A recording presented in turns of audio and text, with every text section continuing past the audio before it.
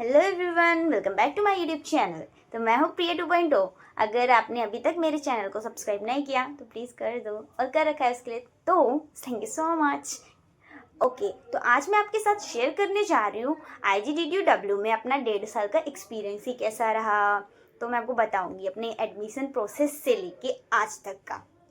तो गाइस, जब मैंने जेई दिया था तो मुझे नहीं पता था कि जेई के बाद ऐसा काउंसलिंग होती है। जैसा लगता था जैसे स्कूल टाइम में होता था ना कि तुम्हारा रिजल्ट आ गया, दूसरे स्कूल में एडमिशन लेना है तो अपना रिपोर्ट कार्ड लेके जाओ, जो भी रिजल्ट है उधर शो करो कि ठीक है तुम्हें एडमिशन मिल जाएगा। ऐसा होता होगा, मतलब अपने जिस भी कॉलेज में एडमिशन लेना है वहाँ जाओ, अपना रिजल्ट लेके, और एडमिशन आपको मिल जाएगा। मुझे नहीं पता था कि कॉलेज का अलग ही सीन होता है, लाइक काउंसलिंग कराओ, ये कराओ। मुझे लगता था वहाँ पे भी ऐसे होता होगा। जेई का एग्जाम दिया, रिजल्ट आया, वही जाके जिस भी आपको कॉलेज में एडमिशन लेना है IITs में आप जाओगे, ठीक है, आपके मार्क्स के हिसाब से, मतलब परसेंटाइल के हिसाब से आपको ब्रांच दे दी जाएगी कि अच्छी है तो ज़्यादा बड़ी ब्रांच CSE मिल गई, थोड़ी ठीक ठाक है तो मतलब नीचे वाली, मतलब ठीक ठाक ब्रांच नहीं, तो अगर आपकी, और अगर थोड़ी बेकार है तो थोड़ी सी नीचे वाली ब्रांच। तो मुझे लगता था ऐसा ही होता है कि रिजल्ट लेके जाओ एंड उसके बेसिस पे आपको मिल जाता है। काउंसलिंग के बारे में मुझे नहीं पता था, फिर मुझे पता चला तो मैंने फिर काउंसलिंग कराई, चेक की, तो फिर मुझे IGDTU में CSE मिल गई। तो मैंने यहीं पे लॉक कर दिया था, क्योंकि IGDTU एक तो बहुत बढ़िया कॉलेज था और वहाँ पे मुझे CSE मिल गई थी, एकदम टॉप की ब्रांच। तो मज़ा आया, तो मैं बहुत ही ज़्यादा एक्साइटेड भी थी कॉलेज के लिए एंड बहुत ज़्यादा स्ट्रेस भी था। तो जब मैं अपने फर्स्ट टाइम कॉलेज में गई थी तो ये पहला कॉलेज था जो मैंने देखा था। तो आई वॉज लाइक वाओ, बहुत अच्छा कॉलेज है, ऐसा मतलब अच्छा कॉलेज है। बट धीरे धीरे जब मैं फर्स्ट ईयर में, मैंने हमारा फेस्ट था, हमारे नहीं DTU में फेस्ट था, तो मैं जब वहाँ पे गई तो मुझे पता चला कि कॉलेज बहुत बड़े होते हैं। मुझे लगा कि मेरा कॉलेज बहुत बड़ा है, मतलब है, लेकिन अगर मैं दूसरे कॉलेजेस से कंपेयर करूँ तो थोड़ा छोटा है, लेकिन ठीक है, क्योंकि प्लेसमेंट अगर देखी जाए मेन चीज़ तो वो बहुत हाई जाती है, बड़ी बड़ी कंपनियाँ आती हैं, और जो एवरेज ही है वो भी 26 ऐसे ही कुछ है, तो बेस्ट है प्लेसमेंट का। बस कॉलेज थोड़ा छोटा है बट बेस्ट है, फैकल्टीज़ भी बेस्ट हैं, बहुत अच्छा पढ़ाते हैं, थोड़े स्ट्रिक्ट हैं, लाइक अपने असाइनमेंट टाइम से देना, डेडलाइन ये वो पता नहीं क्या क्या, एंड हाँ, अटेंडेंस थोड़ी अटेंडेंस के लिए रोज़ जाना पड़ता है। मतलब मेरे 2 घंटे ख़राब हो जाते हैं यहाँ से वहाँ जाने में, फिर आने में, तो लाइक 4 घंटे मेरे ट्रैवलिंग में जाते हैं। तो मुझे वैसे इसका नहीं पता था IGDTU, तो मेरे दोस्त है एक दिलदार, उसने मुझे बताया था। तो फिर फाइनली मेरा एडमिशन हो गया। यहाँ पे एडमिशन की बात ख़त्म करते हैं, बहुत ज़्यादा लंबा हो रहा था क्योंकि। देन सेकेंड चीज़ आती है पढ़ाई की। मैं 12th में थी तो मेरे पास कंप्यूटर साइंस नहीं थी, तो मेरे लिए ये एकदम अलग ही फील्ड थी, एकदम अलग, मतलब मुझे कुछ नहीं पता कि क्या होता है क्या नहीं। बीटेक, भाई मुझे नहीं पता बीटेक में क्या करना है क्या नहीं। मैं गई तो मुझे फर्स्ट सेमेस्टर में कुछ सब्जेक्ट बता देती हूँ, मुझे याद है। तो मेरी CSE ब्रांच है, पहली बात, अभी मैं सेकेंड ईयर में हूँ, 3rd सेमेस्टर चल रहा है।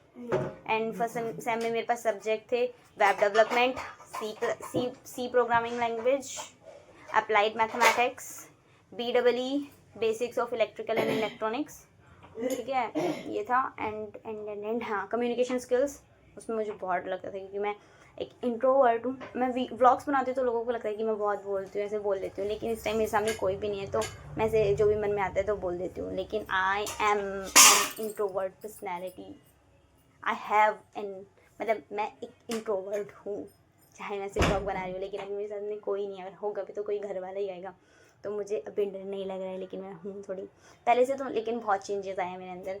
बोल लेती हूँ, उतना वो नहीं रहती, तो फिर तो बैठी रहती है फीलिंग, तो वो है।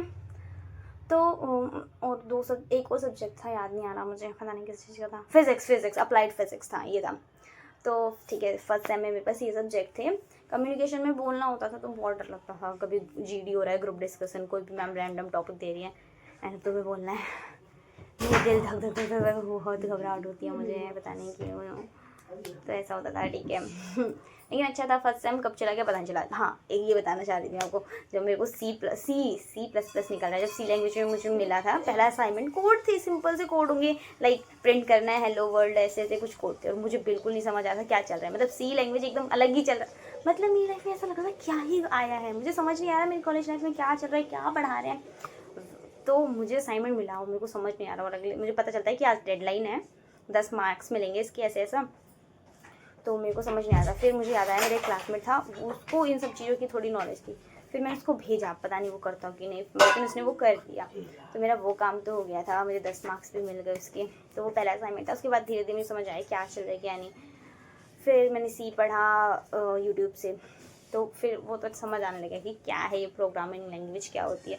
अगर आप अभी लर्नर हो, लाइक मतलब अभी बीटेक अभी तो हाँ ही शुरू हो गया या तो 12th में हो गए या फर्स्ट ईयर में, तो हाँ तो ठीक है। अगर आप बिल्कुल एकदम ऐसे बैकग्राउंड से आते हो जहाँ पे आपके पास कुछ टेक्निकल चीज़ें नहीं थी, तो होता है, सिर्फ आपके साथ नहीं हो रहा है, सबके साथ होता है। मैं भी उनमें से एक हूँ। तो उन चीज़ों से ज़्यादा घबराना नहीं है, धीरे धीरे हम सीख जाते हैं। और वेब एंड एप्लीकेशन, ठीक है वेब डेवलपमेंट की क्लास थी, मैम फर्स्ट क्लास में करी। ये होता है boiler plate code, and I was like पहले ये बॉयलर प्लेट कोड होता है क्या है, पहले ये बताओ। ये है तो ठीक है, होता है क्या है। तो ऐसे बहुत छोटे छोटे डाउट्स होते थे जो समझ नहीं आते थे मुझे, लेकिन हाँ अब धीरे धीरे समझ आ गया, क्योंकि वो एकदम अलग ही था, क्योंकि मैंने कभी स्कूल में नहीं पढ़ा था। तो अगर आपके साथ भी ऐसा हो रहा है तो आपको घबराना नहीं है, आप धीरे धीरे चीज़ें सीख जाऊँगी, because you are in your learning phase.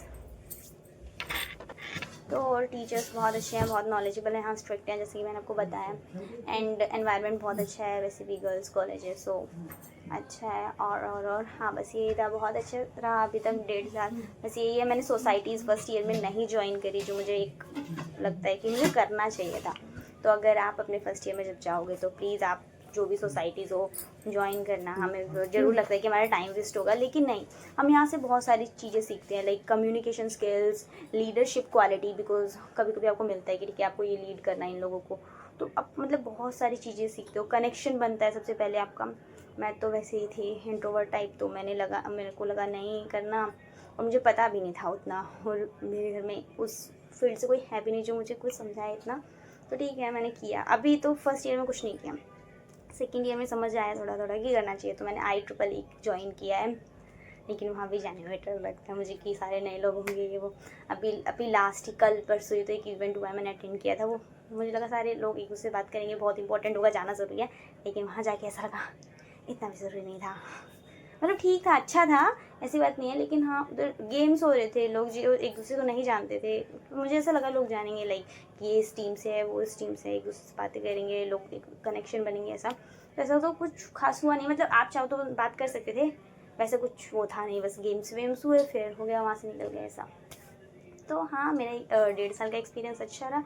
बस यही है कि उतनी मेरी पर्सनैलिटी इंट्रोवर्ट, तो उस वजह से वो हो गया थोड़ा, उतने कनेक्शन नहीं बने या उतने मज़े नहीं किए, लेकिन ठीक है अब आगे जर्नी शुरू करने, अच्छे से सीखना है ये वो।